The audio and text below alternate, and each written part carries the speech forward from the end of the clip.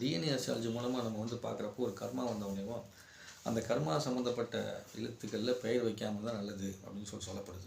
இந்த சிலையா மூலமாக டிஎன்ஏ அஸ்ட்ராலஜி படித்தேன். சரிங்களா? அது ஏன் அப்படின்னு ஒரு விளக்கம் கொடுக்குறேன் பாருங்கள்.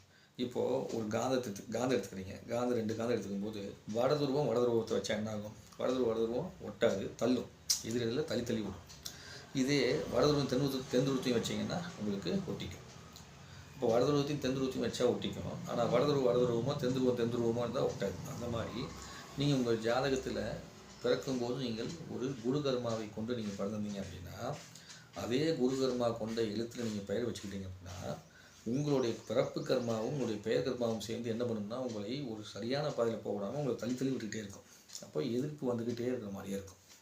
அந்த எதிர்ப்பு நிலை வரக்கூடாதுங்கிறதுக்காக தான் வேறு ஒரு எழுத்தில் பெயர் வைக்கும்போது உங்களுக்கு இணைந்து உங்கள் வாழ்க்கையை கொண்டு போகிறதுக்கான பயனாக வந்து இருக்குங்கிறது தான் என்னுடைய விளக்கம். நன்றி.